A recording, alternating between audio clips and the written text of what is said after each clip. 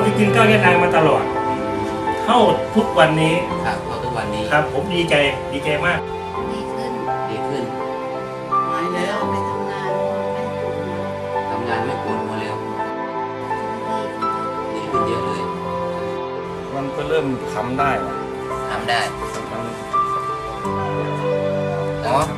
ตอนนี้ไม่ต้องใช้ไม้เท้าก็เริ่มโอ้ ก็เริ่มทำได้ เริ่มรับน้ำหนักได้ด้วย ใช่ โอเคดีใจมาก นั่งดื่มแล้วรู้สึกว่าขากระดิกได้นะ ขากระดิกได้ พลิกตัวได้ พลิกตัวได้แล้วครับขากระดิกได้พลิกตัวได้ พยายามเดินก็ได้แต่จะเดินช้าๆ ก็ ลุกได้ ครับผม ปฏิหารย์ค่ะ เป็นปฏิหารย์ ค่ะ นะครับ ซึ่งว่าดีค่ะดีท่วมดันนั่นเดียวแต่แค่ไหนนอนครับน้องมันปวดค่ะแต่ดีที่พวกประจำเดือนสถานหายสามารถกินก็แค่ยาละ2 ขวด พอเรามาทานแล้วนะคะ มันดีขึ้นครับ ณปัจจุบันนี้อาการก็ดีขึ้น ดีขึ้นคือ แล้วก็รู้สึกว่ากระสับกระเสงในร่างกายเรา ไม่เหนื่อยไม่เพลีย ครับผมไม่เหนื่อยไม่เพลียกระฉับกระเฉง จ้ะ ตอนนี้ใช้ชีวิตอยู่กับลูกหลานนี้ปกติแล้ว ปกติครับ อยากให้ทุกคนลองกินดูนะคะว่าดียังไงแต่ฉันกินแล้วรู้สึกว่าดีมากดีมาคือก้าวยานางมาให้นี่แบบจะพูดยังไงแล้วแบบเราดีใจที่ว่าเราแบบลุกขึ้นมาได้เราทำอะไรให้แม่ได้ทำอะไรให้ลูกได้ทำอะไรที่แบบที่เราทำได้เราก็ต้องลุกขึ้นมาทำเอง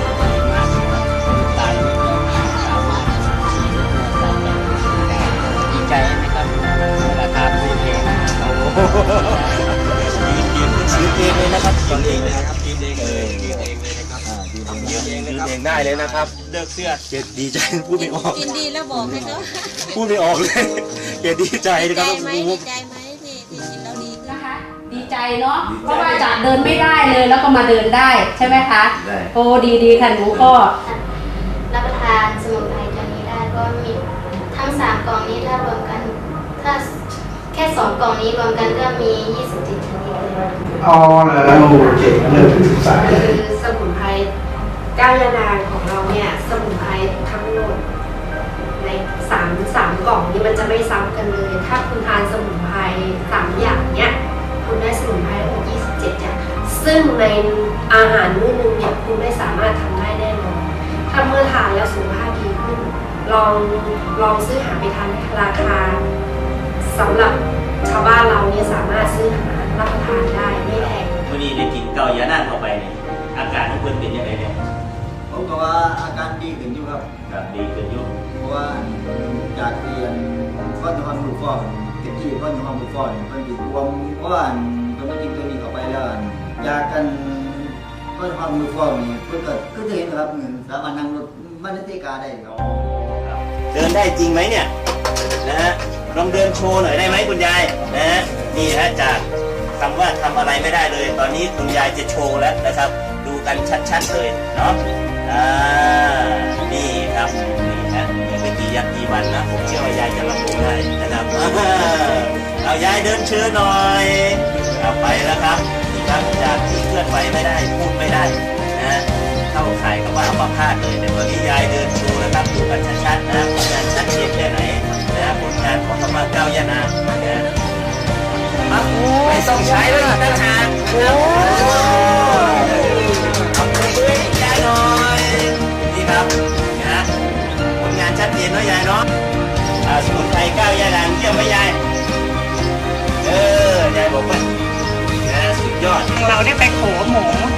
ให้ขอพยาบาลให้โทรไปขอหมอว่าขอให้คุณพ่อทานนะสมุนไพรได้ไหมเขาบอกได้ เพราะว่าน้ำย่านางดีเป็นยาเย็นนั่นคือคุณหมอก็พูดมาเขาก็เลยให้เอามาให้พ่อทานได้ค่ะ ก็เลยเอามาให้พ่อทานพอเอาให้พ่อทาน แล้วตอนนี้คุณพ่อก็สามารถที่จะเดินไปไหนมาไหนได้ เดินได้ไกลหน่อยเมื่อก่อนเดินประมาณเส้นหนึ่งครับไปวัดดีใจครับ จ้าแต่ก่อนบ่จังซี่แต่ก่อนนี่สภาพแล้วนี่สิเป็นคือแบบสังคมรังเกียจเลยค่ะสิเป็นตุ่มเป็นพื้นขึ้นเลยก็คือโรคเอดส์บ้านเฮาเนาะที่จริงโรคนี่มันกะรังเกียจซื้อมันซื่อๆดอกมันพอมากินยานี่แหละ บ่มีหรอ ซ เนาะ องตัวนี่กัน บ่มีจักตุ่มเลย สุดที่3ด้วยค่ะที่เพิ่น อ๋อเบิด3ชุดละ 3 ชุด ชุดที่3 ค่ะ เอาแบบมาเลย บ่มีเลยเห็นบ่เราบ่มีเด้ เกี่ยง ค่ะเราสิเกี่ยงเลย อันนี้คือโรคเอดส์โรคเอดส์ค่ะ สมุนไพรเหล่ายานางและจึงเจ้านางที่ช่วยชีวิตขึ้นมาได้อีกครั้งหนึ่งจากที่นอนนิบแย่งแม่งที่หนึ่งไปว่าได้ที่นี่ลูกได้แข็งแรงดียักตอกลอกคอได้ตามสบายแล้วเดี๋ยวไปให้ไปได้กับไปได้แล้ว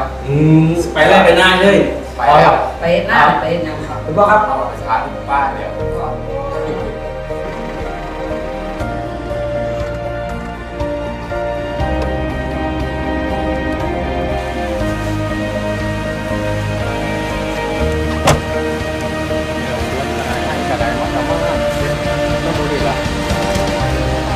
ทำความสะอาด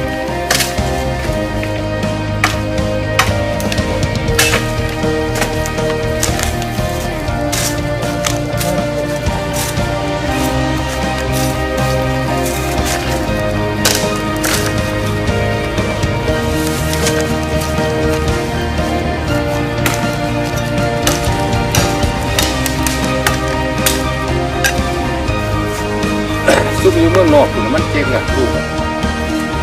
เขาพ่อขายบ่ได้เด้อพ่อขายบ่ได้เด้ออยู่สั่นแล้ว สุดยอด แต่ก่อนหนูสิเป็นหันจ้ะหนูย่างไปหาแม่จ้ะหนูก็ล้มจ้ะนั่งกินข้าวนี่แหละจ้ะล้มหนูก็งวยมันก็เป็นเลยจ้ะเป็นแล้วติงบ่ได้หนูก็หายจ้ะหนูเห็นพ่อตาเพิ่นกินหนูบ่คิดว่าหนูสิหายแต่หนูว่าพ่อสมุนไพรตัวนี้เนี่ยจ้ะหนูหายจ้ะกินแล้วก็อาการดีขึ้นจ้ะมือก็ติงได้ค่อยๆพัฒนาทีละอย่างย่างได้เลยจ้ะเมื่อเกิน2-3 ชุดจ้ะดีอีหลีจ้ะ น้ำใหม่เป็นอีกคนนึงนะครับที่มีปัญหาเรื่องของสุขภาพนะครับด้วยสุขภาพของตัวเองนั้นไม่ดีนะครับเป็นเรื่องเลยก็คือเป็นมะเร็งต่อมลูกหมากนะฮะวันนี้ถือว่าเป็นอีกคนหนึ่งที่โชคดีที่สุดที่ได้มีโอกาสมาเจอก้าวยานางนะครับสมุนไพรก้าวยานางน้ำยานางเจ้านางเจ้านายนะท่านที่มีปัญหาสุขภาพนะครับอยากจะเชิญชวนนะครับลองดื่มน้ำยานางของเราก้าวยานางของเราแล้วท่านนะครับจะเป็นคนหนึ่งที่นะครับสุขภาพดีเหมือนอย่างดีเจใหม่นะครับทุกวันนี้นะครับสุขภาพแบบดีขึ้นเมื่อก่อนนั้นนะครับไม่ใช่เป็นแบบนี้นะครับไม่ใช่เป็นอย่างที่เห็นนะฮะเรียกว่าไปทางเขาแล้วเรียบร้อยแทบจะเรียกว่าให้จองวัดเอาไว้เลยนะแต่นะครับพอมาเจอน้ำยานางสุขภาพของดีเจใหม่แข็งแรงนะครับจัดรายการได้นะครับเดินทางไปในหนตรงนู้นตรงนี้ได้นะครับไม่เหนื่อยไม่ล้าไม่อ่อนไม่เพลียเราไม่ถึงนานสุดยอดจริงๆครับ กินช่วงให้ลูกกินเป็นไงบ้างครับ ตอนแรกๆก็ไม่เชื่อนะตอนที่คุณสมัยแนะนำมาก็ไม่เชื่อ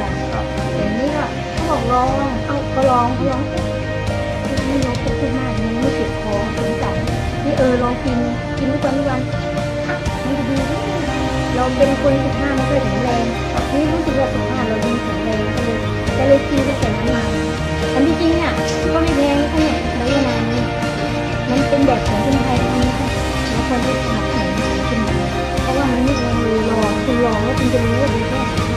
ครับผมก็ขอฝากเอาไว้ครับกับสินค้าของบริษัทสยามเม็ดรูปประเทศไทยจำกัดสินค้ายานางของไทยเรานะครับผมสำหรับวันนี้ผมและพี่ชวีวันขอลาไปก่อน